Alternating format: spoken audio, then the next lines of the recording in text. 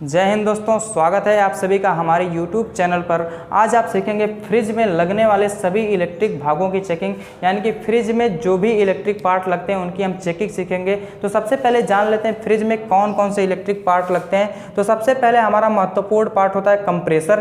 Compressor जो fridge के पीछे भाग में लगा होता है, काला सा होता है, उसे आप देखे होंगे। उसके बाद हमारा होता है रिले, जो कंप्रेसर के पिनों पर लगता है, कंप्रेसर के रनिंग और स्टार्टिंग पिनों पर रिले लगता है। उसके बाद होता है ओएलपी हीटिंग को कंट्रोल करता है, ये भी कंप्रेसर के कॉमन पिन पर लगाया जाता है। उसके बाद हमारा होता है थर्मोस्टेट जो होता है इवापोरेटर के जस्ट बगल में लगा होता है। थर्मोस्टेट का काम होता है कूलिंग को कंट्रोल करना। और बल्ब जो होता है हमारे कैबिनेट में लगा होता है, यानी कि फ्रिज के जो कैबिनेट में रोशनी करने के लिए बल्ब लगाया जाता है, सामानों को देखने के लिए बल्ब का प्रयोग किया जाता है। इसमें होता है एक डोर स्विच क्या करता है, बल्ब को ऑन ऑफ करने का काम करता है। ये डोर पर लगाया जाता है, डोर जैसे ही हमारी बंद होती है हमारा बल्ब ऑफ हो जाता है और डोर खोलने पर हमारा बल्ब ऑन हो जाता है, इसी डोर स्विच के कारण। इसके बाद हमारा होता है कैपेसिटर क्या करता है, कैपेसिटर जैसे मान लीजिए कभी कभी हमारा कंप्रेसर बंद हो जाता है अचानक, तो 2-3 मिनट बाद स्टार्ट होता है। ऐसी स्थिति ना आए इसलिए हम इसमें रिले में कैपेसिटर का प्रयोग कर लेते हैं। और रिले में कैपेसिटर के साथ प्रयोग करने से क्या होता है, हमारा कंप्रेसर तुरंत स्टार्ट हो जाता है, किसी प्रकार की कोई प्रॉब्लम नहीं होती है। यानी कि हमारा कंप्रेसर अपनी आवश्यकता अनुसार तुरंत स्टार्ट कर देते हैं उसको, या फिर तुरंत बंद भी कर सकते हैं। तो ऐसी प्रॉब्लम नहीं आती है कि ये 3 मिनट बाद फिर स्टार्ट हो। तो कैपेसिटर लगाने के बाद ये प्रॉब्लम सॉल्व हो जाती है। तो सबसे पहले हम जान लेते हैं कि कंप्रेसर की चेकिंग हम कैसे करते हैं। तो कंप्रेसर की चेकिंग करने के लिए हमारे पास एक कुछ इस शेप का कंप्रेसर होता है,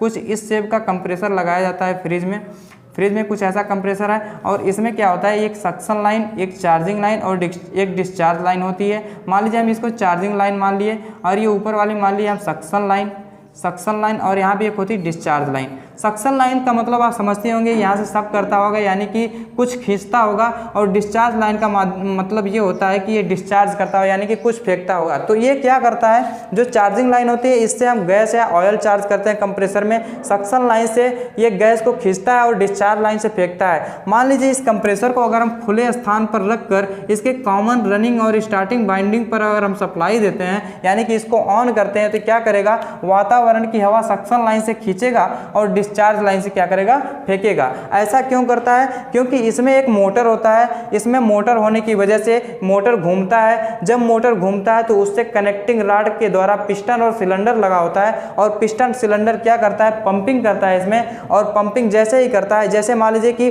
पंपिंग करते समय जब ये पंप ऊपर उठता है, यानी कि जो हमारा पिस्टन है ये सिलेंडर से ऊपर उठता है, तो सक्शन लाइन के द्वारा गैस खींच लेता है। और जैसे ही हमारा पिस्टन नीचे की तरफ दबता है तो हवा को प्रेस करता है, यानी कि इसमें जो सक्शन लाइन द्वारा खींची गई हवा है उसको प्रेस करता है, और प्रेस करने के बाद डिस्चार्ज लाइन से बाहर निकाल देता है। तो यही काम करता है हमारा कंप्रेसर, इसमें सक्शन लाइन डिस्चार्ज लाइन का काम यही होता है। तो हमारी इसमें 3 पिनें होती हैं। 3 पिनें किसकी होती हैं, जो इसमें मोटर लगा होता है उसमें रनिंग और स्टार्टिंग बाइंडिंग की गई होती है। रनिंग और स्टार्टिंग बाइंडिंग के एक छोर को एक ही में जोड़कर कॉमन पिन बना ली जाती है। यानी कि अगर मान लीजिए हमारे पास 2 बाइंडिंग है, एक रनिंग की और एक स्टार्टिंग की। हमारे पास 2 बाइंडिंग है तो हम क्या करते हैं, एक रनिंग की और एक स्टार्टिंग की हम दोनों को कॉमन बना लेते हैं। यानी कि एक रनिंग और एक स्टार्टिंग को हम आपस में जोड़ देते हैं, आपस में जोड़कर हम कॉमन बना लेते हैं, और एक रनिंग की बाहर निकाल लेते हैं और एक स्टार्टिंग की बाहर निकाल लेते हैं। यानी कि एक पिन रनिंग की और एक पिन हम स्टार्टिंग की बाहर निकाल लेते हैं। इस कंडीशन में हमारा क्या होता है, यहाँ पे देखिए, यहाँ पे 4 तार थे टोटल, और यहाँ पे निकालने के बाद एक कॉमन और एक स्टार्टिंग और एक रनिंग कुछ इस प्रकार से बन जाती हैं। यानी कि कॉमन, रनिंग और स्टार्टिंग अंदर से ही निकलकर तीनों पिनें बनकर आती हैं। अब इन तीनों पिनों को हम चेक करने के लिए हम क्या करते हैं, हम 2 मेथड प्रयोग करते हैं। पहला मेथड हमारा ये होता है कि हम एक लेते हैं मल्टीमीटर, और मल्टीमीटर को कंटिन्यूटी मोड पर रखते हैं। कंटिन्यूटी मोड पर रखने के बाद मल्टीमीटर के निकले हुए 2 तार से कंप्रेसर के तीनों पिनों को बारी बारी से चेक करते हैं। कंप्रेसर के तीनों पिनों को बारी बारी से चेक करते हैं। अगर हमारा कंप्रेसर सही होगा तो इन तीनों पिनों को बारी बारी से चेक करने पर सब पे मान अलग अलग बताएगा, यानी कि सभी पिनों पर मान अलग अलग बताता है। अगर मान लीजिए हमारा कंप्रेसर खराब है तो सभी पिनों पर जो मान आते हैं या तो सेम आते हैं या तो आते ही नहीं है, तो इस कंडीशन में हमारा कंप्रेसर खराब माना जाएगा। तो इसलिए हम इसको इसी मल्टीमीटर के द्वारा चेक करते हैं। अगर मान डिफरेंट आ रहा है, यानी कि सभी पिनों पर अलग अलग मान आ रहा है, तो हमारा कंप्रेसर सही माना जाएगा, उसकी बाइंडिंग सही मानी जाएगी। हमारा दूसरा तरीका ये होता है जैसे मान लीजिए कि हम इसको डायरेक्ट सप्लाई देकर भी स्टार्ट कर सकते हैं, न्यूट्रल और फेज की डायरेक्ट सप्लाई देकर भी स्टार्ट कर सकते हैं। तो न्यूट्रल फेज की सप्लाई देने के लिए सबसे पहले हम न्यूट्रल के तार को कॉमन वाली पिन पर जोड़ देंगे, न्यूट्रल के तार को कॉमन वाली पिन पर जोड़ देंगे।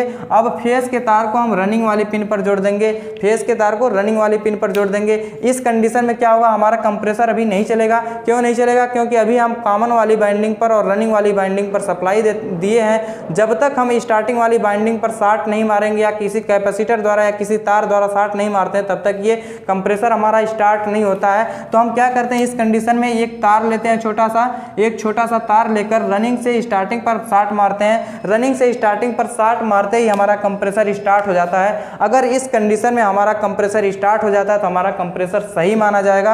अगर इस कंडीशन में हमारा कंप्रेसर स्टार्ट नहीं होता है तो हमारा जो कंप्रेसर है वो खराब है। इस स्थिति में हम कंप्रेसर को बदल देंगे, नया प्रयोग करेंगे। किसी भी फ्रिज में अगर कंप्रेसर खराब होता है तो उसकी जगह पे हम नया कंप्रेसर ही प्रयोग करते हैं। तो इस प्रकार से हम करते हैं कंप्रेसर की चेकिंग। कंप्रेसर की चेकिंग से जुड़ा हुआ कोई सवाल या सुझाव आपके पास हो तो कमेंट बॉक्स में जरूर दीजिए। हम आगे relay, OLP, thermostat, bulb, door switch, capacitor की चेकिंग हम अपने अगली वीडियो में बताएंगे। तो इस प्रकार से कंप्रेसर चेकिंग करते हैं। वीडियो से जुड़ा कोई सवाल या सुझाव हो तो कमेंट बॉक्स में जरूर लिखिए। कमेंट बॉक्स में आप जरूर कि हम किस प्रकार से चेकिंग को और कर सकते हैं, यानी कि अगर आपके पास कोई और आइडिया है तो कमेंट बॉक्स में जरूर लिखिए, हम उसका जवाब देने का प्रयास जरूर करेंगे। तो इस वीडियो को देखने के लिए बहुत बहुत धन्यवाद। जय हिंद।